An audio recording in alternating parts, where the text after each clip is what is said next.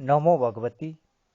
हर व्यक्ति के जीवन में कोई ना कोई परेशानी रहती है, कोई ना कोई समस्याएं आती रहती है, किसी न किसी प्रकार का दुख आता रहता है।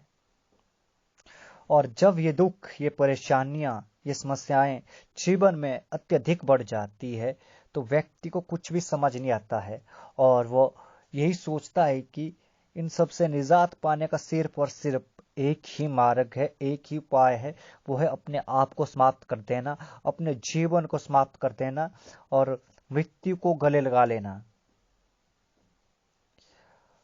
और जब व्यक्ति उसमें भी असफल हो जाता है तो वो अपने आप को कोसता रहता है कि आखिर जीवन में ये सब क्यों लिखा है और ये सब क्यों हो रहा है। अगर यही सब हमारे जीवन में लिखा है तो ये जीवन हमें मिला ही क्यों,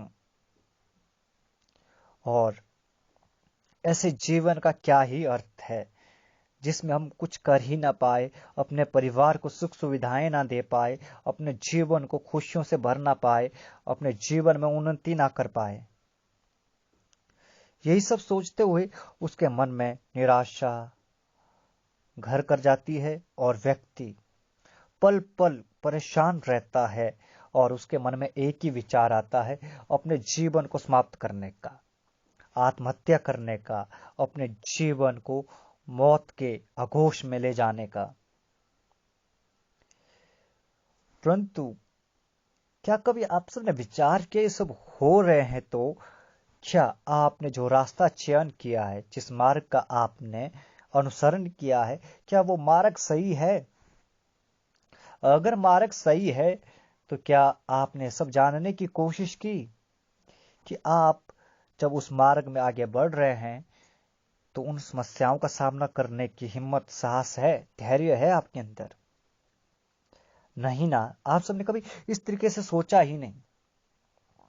बस आप सब क्या चाहते हैं कि हर चीज आप सबको शीघ्रता, अति शीघ्रता प्राप्त हो, जिससे कि आपके मन को सुख मिले, आपके दिल को तसल्ली मिले। अगर जीवन जीना है तो दिल की तसल्ली जरूरी नहीं है, मन की तसल्ली जरूरी नहीं है।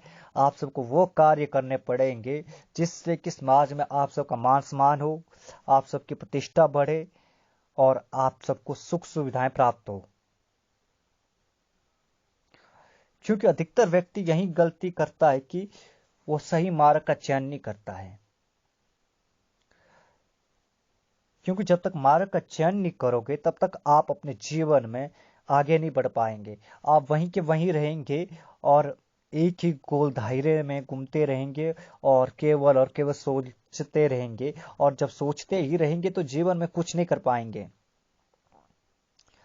जीवन में कुछ करना है तो आपको जागना पड़ेगा, आपको मेहनत करनी पड़ेगी, आपको परेशानियों का सामना करना पड़ेगा, आपको हिम्मत नहीं हारनी पड़ेगी, आपको धैर्य बनाए रखना पड़ेगा। और जब आप धैर्य बनाए रखते हैं, हिम्मत के साथ उन सभी समस्याओं का सामना करते हैं तो आप अपने जीवन में उस मुकाम को प्राप्त कर लेते हैं जिस मुकाम की आपने कल्पना की होती है, इच्छा की होती है। क्योंकि जीवन है, इसमें कठिनाइयां आएगी, परेशानियां आएगी, परीक्षाएं आएगी, परंतु उन सब से घबरा कर पीछे हटना सबसे बड़ी मूर्खता है। अगर आप पीछे हट गए तो आप जीवन में कुछ प्राप्त नहीं कर पाएंगे। जीवन में कुछ प्राप्त करना है, आपको डटे रहना पड़ेगा, हिम्मत के साथ, जज्बे के साथ, और धैर्य बनाए रखना पड़ेगा आप सबको। और जब परेशानी अत्यधिक आ जाए तो आप ऐसा क्या कर सकते हैं कि उन समस्याओं को आप अपने जीवन से दूर कर पाए? बस आपको मार्ग चयन करना है उन समस्याओं को दूर करने का, चाहे फिर आप अध्यात्म का मार्ग अपनाए, चाहे फिर आप योग का मार्ग अपनाए, चाहे फिर आप साधनाओं का मार्ग अपनाए, चाहे आप फिर ध्यान का मार्ग अपनाए, चाहे फिर आप मंत्र जाप का मार्ग अपनाए। परंतु मार्ग तो आपको अपनाना पड़ेगा, चयन करना पड़ेगा, तभी आप अपने जीवन में आगे बढ़ पाएंगे। और जीवन के क्षेत्र में, जो भौतिक जीवन है, उसमें सबसे ज्यादा जरूरत हमें उस चीज की पड़ती है, वो है दैवी शक्ति का सहयोग और उनकी कृपा। और ये सुयोग और ये कृपा तभी प्राप्त होगी जब आप साधनाएं करेंगे, मंत्र जाप करेंगे, अनुष्ठान करेंगे। और प्रश्न यह उठेगा कि क्या मंत्र जाप करने से, क्या अनुष्ठान करने से दैवी शक्ति का सुयोग हमें प्राप्त होगा? निश्चित होगा, क्योंकि जब आप साधनाएं करेंगे, मंत्र जाप करेंगे, परीक्षाएं तो आपकी होगी, उसमें भी आपको डटे रहना पड़ेगा, धैर्य रखना पड़ेगा, साहस रखना पड़ेगा, श्रद्धा रखनी पड़ेगी, विश्वास रखना पड़ेगा। और जब आप ये सब रखेंगे और अपने कार्य के प्रति पूरा ध्यान देंगे, अपनी पूरी मेहनत से साधना करेंगे, तो आपको निश्चित रूप से उसका फल प्राप्त होगा, दैविक शक्तियों का सहयोग प्राप्त होगा, उनकी कृपा प्राप्त होगी। और जब उनका सहयोग और कृपा प्राप्त होगी, तब आपके जीवन से सारी समस्याएं छू मंत्र हो जाएगी। और आज आप सबको त्रिपुर भैरवी के ऐसे प्रयोग दे रहा हूं जो आपके जीवन में इन सभी समस्याओं को दूर कर पाएगी और आपके जीवन से हर समस्या दूर होगी। क्योंकि त्रिपुर भैरवी 10 महाविद्याओं में 6ठी महाविद्या है। वीडियो को पूरा अंत तक देखें आप और सुने भी, क्योंकि मेरे हर एक एक शब्द आपको हिम्मत देगा, आपको साहस देगी, आपका धैर्य बनाए रखेगी और आपको जीवन में कुछ नया करने का जज्बा देगी। इसलिए आप मेरे हर एक शब्द को ध्यान से सुने और उन्हें अपने जीवन में उतारने की कोशिश करें। त्रिपुर भैरवी 10 महाविद्या में 6ठी महाविद्या है और मोहन, वशीकरण, आकर्षण शक्ति की देवी है और तीनों लोकों की स्वामिनी है। भैरवी साधना में त्रिपुर भैरवी चक्र की अधिष्ठात्री है। और जिस व्यक्ति ने अपने जीवन में त्रिपुर भैरवी की साधना कर ली, उसे जीवन में किसी भी अन्य साधना की आवश्यकता नहीं पड़ती है, यहां तक कि श्री विद्या साधना की आवश्यकता नहीं पड़ती है। श्री विद्या साधना जो अत्यंत जटिल और कठिन है, उसे प्राप्त करने के लिए अगर आप त्रिपुर भैरवी साधना करते तो श्री विद्या की सिद्धि आपको अपने आप ही प्राप्त हो जाती है।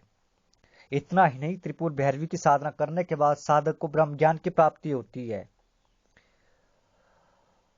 और आप जब ब्रह्म ज्ञान को प्राप्त कर लेंगे तो आप हर माया से, हर बंधनों से, हर दुखों से छुटकारा पा लेंगे।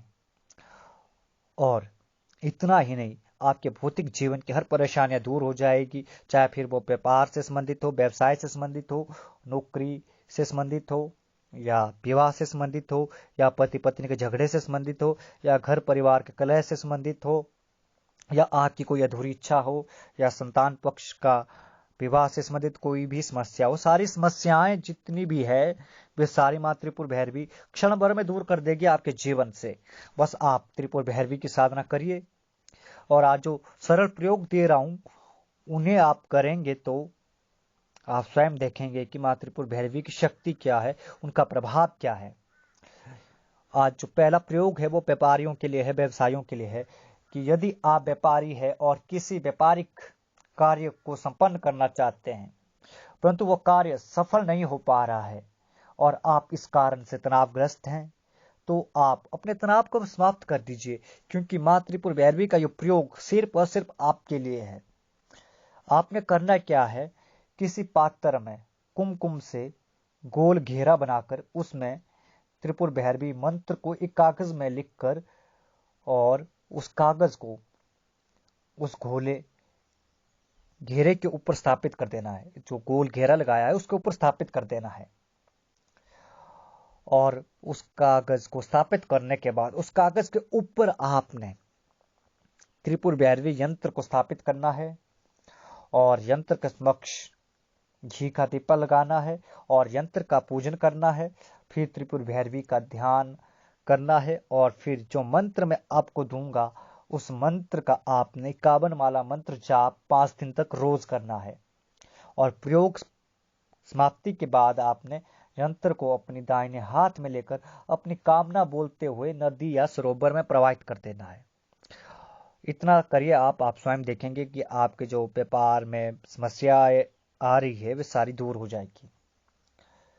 यदि आप नौकरी करते हैं और आप प्रमोशन पाना चाहते हैं, नौकरी में अच्छे कार्यों के लिए सम्मान पाना चाहते हैं, या नौकरी करने वाले के लिए आप अपनी नौकरी के क्षेत्र में उन्नति करना चाहते हैं, तो आपके लिए ये प्रयोग बहुत ही महत्वपूर्ण है।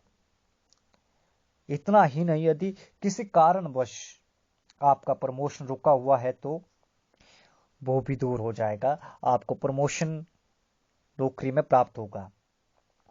आपने करना क्या कि एक साफ सफेद कागज में अपनी इच्छा लिख देनी है और उस कागज को फिर आपने मूली से त्रिपुर भैरवी यंत्र पर बांध देना है और फिर माँ त्रिपुर भैरवी का ध्यान करते हुए आपने तिल तथा घी का आपस में मिलाकर 108 बार आहुतियां देनी है और एक सप्ताह तक इसी तरीके से आपने प्रयोग करना है। आहुतियां देनी है, त्रिपुर भैरवी यंत्र का पूजन करना है और जब समाप्ति के पश्चात आपने यंत्र को कागज सहित जल में विसर्जित कर देना है। बस इतना सा करना है आपने।